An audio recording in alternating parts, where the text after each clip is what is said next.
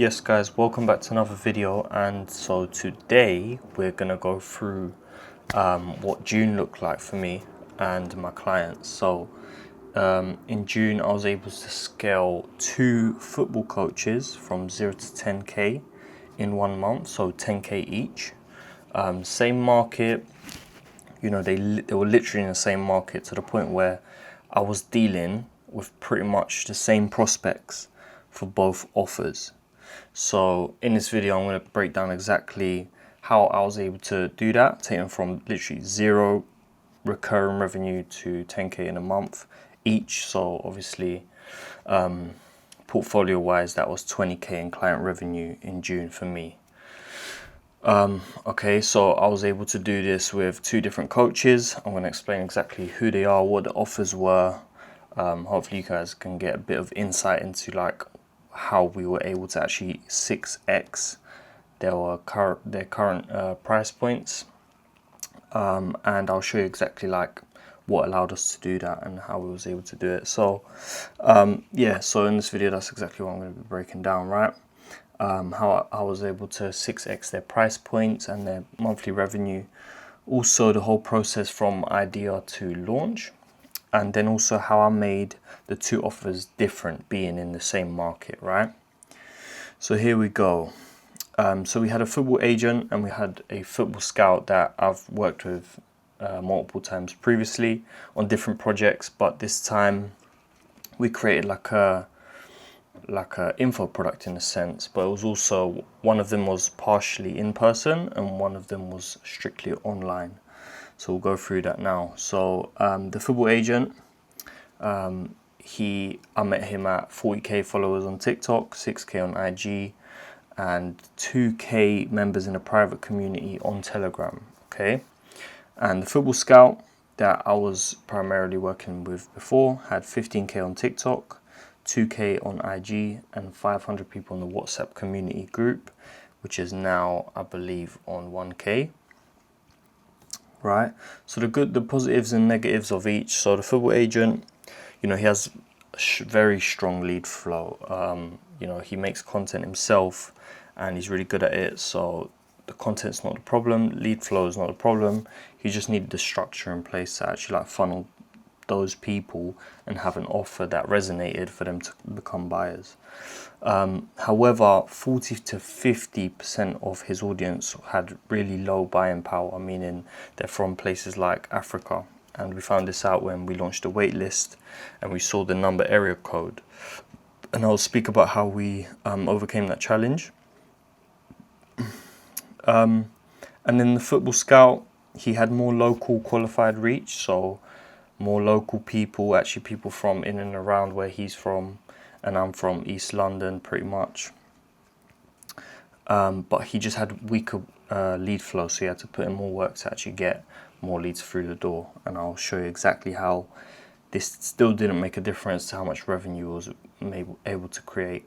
And it's all down to pretty much positioning, that's what I would say. And I'll show you how we position the offers correctly, right? So the offer, now before we go into the offer, this is exactly the process I'm going to show you guys today. Habib is a football agent, Ryan is a football scout. So Habib, his offer was solely online, and then Ryan's offer was like a hybrid between in-person and online stuff. Now, before we actually dive deeper into the offer, let's just go right to the beginning. Arguably the most important part of the whole process, right, which is the market research. This is exactly what's going to help you position your offer correctly, and you'll be able to properly scale it and raise your price points because it'll be positioned correctly. And you can't position your product correctly if you haven't done the research, and this is exactly how we done it, right? Now, just from speaking to the coaches, you can find out a little bit about their pain points and desires of their audience, which obviously they must get DMs all day, every day, that they can see a recurring pattern. So you can ask them, get that, and then use that to create their first lead magnet, which will get you even more data that you can create your offer from. Now, the agent, audience's pain point was more about not knowing which like career path to take. You know, football has different routes, so we leveraged that. And then the scouts audience was more about them not being seen enough. Okay, and obviously now this really correlates with one being an agent and one being a football scout. So we incorporated that into a lead magnet, which is pretty much a free resource that you offer an audience in exchange for like a survey. Or not in all cases. For market research, that's what we've specifically done, but usually it's done for things like email marketing that you can then later on upsell them into whatever program you have, right? So you get their name, phone numbers and email addresses. Ideally that's what you want to get.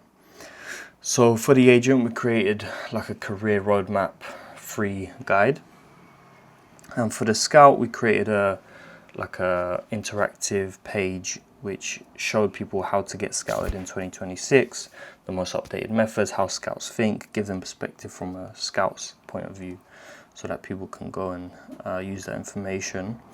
So in exchange for these resources, we asked them to fill out the survey form, which, as you can see, this is like an example of the first section of Ryan's one, where we got 177 responses. And we wanted to find out, you know, all of these things pretty much. So who are they? How old? What positions do they play? Their current playing situation. What do they feel like there's missing? What do they currently spend on their career? This is important. How much they would pay if said result, you can guarantee said result, like let's say scout exposure or having a clear career plan ahead of you. You just get sort of like a gauge on where their head's at in terms of buying power. And you also have to be careful as well on who's filling this out. So for example, like a 15-year-old kid might not exactly know like the right gauges in terms of like financial to know what their parents could afford, you know. So we also had to speak to parents in the content when we're promoting this stuff to make sure that we're getting a fair result, you know. Format, what kind of format they prefer. This is a bit less important because, you know, a lot more people receive information more in video format or one-to-one access, and most likely they want that one-to-one access, especially when it comes to like scouts and agents. Do they have like the correct parent support? What does the parent support look like? And the payment structure. So do they want something monthly? Do they want like a one-time payment? And that's what we want to find out, right? Next thing would be creating the offer. So what your offer kind of needs to be broken down by is these things. So offer statement. So an offer statement could be something like, in 30 days, get your first, in 30 days, be exposed to more scouts, or your money back. That's a very like crap example, but ideally you want to have stuff like, you want to mention your niche, the result, the pain, the unique mechanism, risk reversal and or guarantee as well. Okay, so a better example could be something like, in 90 days, leave with a 3-year career roadmap using the agent approved pathway, or your money back. That's a better example, okay? Now this is a very important part because this pretty much defines your positioning. So you want to spend really good time on like exactly what is in each section. So your offer statement, what does it actually sound like? What's the structure of it? Okay, so like getting into the details, what the offer actually like includes, and that includes obviously the process. So what 3 steps process are you going to take them through to get from their current situation to their desired result? And of course, be very clear about deliverables. But a very good trick to use in marketing, in sales, is make the bonuses look way more valuable than the actual deliverables themselves. So you want to like say, yeah, the deliverables are da da da, but the bonuses, which comes in for free, is da da da, and you want to stack them way more than the actual deliverables that, you know, for high perceived value. That's a little trick there you can use. And of course you want to have a risk reversal, which comes in different shapes and forms. So it could sound like, like all your money back, or have a conditional guarantee. There's ways to protect yourself around it as well. So there's actually a difference between risk reversal and guarantee. A guarantee is like, I guarantee your first client within 30 days or your money back. And risk reversal is actually the money back. So kind of gives them the risk-free option, right? So, and then obviously the price. You have to come up with a price, all related to the results. Now, I'm not going into like huge, massive detail into like every single section, but I'm happy to make separate videos on that. If anyone's interested, just comment down below, and I'll go more into like exactly how I deal with, for example, the responses, how I input that into AI to actually help me create the offer, and so on. And after that, once you have the offer, you want to create a pitch deck, which ideally you should only really be doing this for high ticket, when you're jumping on calls, and then you have something to pitch and actually visually show them. But this, the structure of these pitch decks actually allowed us to close at around 60%, which obviously tells us we can raise the prices, but because of the buying power, we have to make sure it's parents that are actually jumping on calls with us. It's a bit more difficult with this niche, but it's definitely a challenge that we're always working to improve. But this was just the highest leverage point to even offer something like this in a niche that's pretty much never been done before, So this is what it looked like. The offers, literally exact same price, but completely different offers. Like one was in-person training and the other was about more career path and guidance. But again, like, as you can see, the bonuses look way more valuable than the actual deliverables. So same as here, okay?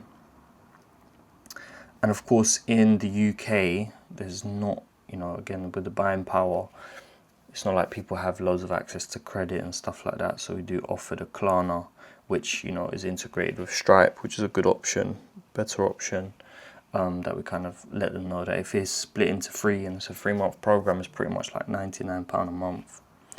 Okay. And this is how we pretty much split and use the different pain points to create these different solutions. So for example, for the Scout, they lacked exposure. We gave them Scout exposure monthly. They thought that wherever they're training at is low quality. We gave them high intensity training by making sure the standards are good. Wherever they're playing that might not get the match footage for their, the online CV stuff. We gave them the footage. Very simple, you just give them what they want. It's very important. The agent, so they felt like they had no contacts. We gave the agent's contacts for them to leverage. They felt like they have no clear direction or pathway. We gave them the pathway. We showed them which path is best suited for you, and we broke down like every single situation so that they can come out of the program knowing exactly, okay, if my situation changes, this is the most high leverage pathway I can take. Same thing, so no plan, we give them a three-year career plan. Okay, these pitch decks converted at 60%, like I already mentioned. Moving on to the sales process, so both pretty much relied on organic reach, so very simple.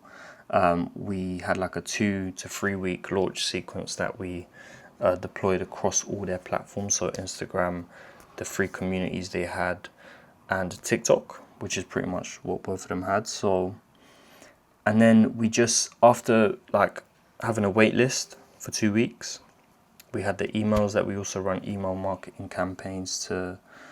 Once it's launched, we send them here, which is pretty much a VSL landing page that explains what the offer is. They would fill out the application form to make sure they're qualified, which we had some difficulty with qualifying, which I'll speak about in a minute. And then they would book a call, okay? Now, after they book a call, we needed to implement this thing, what you call a triaging process, right? Where you call them up, make sure that they're actually qualified and not just kids just wasting your time, which that happened a lot, which that's why we actually had to implement this. Or coming from countries that are very disqualified. So for Habib, we had the triaging call, we made sure they qualified, jump on the call, close, much simpler process. For Ryan, since, promising scouts is quite a skeptical thing in this industry. So the way we kind of overcame that is once we had the triage call and we qualified them, we actually end up jumping on the calls, and there was a constant objection of, well, I don't know if there's actually going to be scouts there anyway for me to come and see. So we offered them a taster session, and then after the taster session, when they saw the standards, they were happy, we would close them on the offer. Okay, again, that's because in this industry, people are highly skeptical of promising scout presence. So that's why we offered the taster. For Habib, there was loads of people again from people booking calls from Africa where they don't have the buying power, and that Habib's offer wasn't really suited for that part of the world and how the football system works over there. So it wasn't really suited over there. So the way we overcame this, instead of just jumping on the calls and trying to qualify, because there was such a large volume, we just went ahead, any numbers with that area code, we just cancelled them off the calendar, and we just continued to qualify the rest that was actually from countries that are qualified. Okay, now I mentioned 6x their income because they both were having price points from around £50, and obviously we raised that to £300, and that's because in the football space, people are charging stuff like £20 to £40 per coaching session. It's not the best. People are used to cheap plus the cost of living, especially for these niches where it's just parents paying for everything, and people are used to free showcase teams, so pay to play is another skeptical thing people have. And yeah, just generally a low buying power niche, which we was able to turn into a positive. But that's why I actually wanted to mention that it's because of the positioning that allowed us to do everything. Positioning is pretty much everything. As long as you have a strong pain and a strong desire, which football, is, not a lot of sports can do this, but football in the UK, very strong desire, very strong pain, because parents are already spending loads of money for training and driving around the country for opportunities. So making them feel like they're safe with a decent offer that can guarantee scout exposure and offers them what they really desire. That's why I believe this went as well as it did. And I did mention it was closing at 60%, so we're looking to, after getting the first results, it's August, it's a 3-month program, so it's going to go on for another 1.5 months. We're going to raise the prices to $497. That gives us room to actually, make this a better program. One thing I probably regret is capping it. So we capped it at 34 players per program, and that's just simply to make sure that the program runs, it works, and we can get results. But then we also saw that it does work, but at the same time, we're capping ourselves. So now we're looking to reopen spots for both offers. Not needing to do it at a cap cohort with loads of maintenance, do it a bit more self-paced for Habib. And also with Ryan's offer, sometimes some training sessions, a lot of people don't show up, so there's still loads of capacity for people to fill those spots. And that's exactly what we're doing. And also, jumping on calls for mid-ticket is not the highest leverage. Obviously, we had the offer owners doing it, so it's not the end of the world. But again, something like this, ideally, you want to be selling on the webinar where you're pretty much doing the pitch deck, but on a 90-minute session, and that's how you're doing the selling, and that's exactly what we're launching next week, actually. So yeah, that was pretty much self-explanatory. That's exactly how I was able to scale 2 football coaches. Never been done before, from 0 to 10k a month, both each, right? And obviously we're looking to surpass that, making it sort of evergreen. But yeah, that was the video. I hope you enjoyed. Just like and subscribe if you want. If you want me to go deeper into any part of this video, I'm happy to do that and kind of go through my processes, show you exactly how I was able to implement each part of the process and make this work. But yeah, subscribe, give it a like. Hope to see you next video.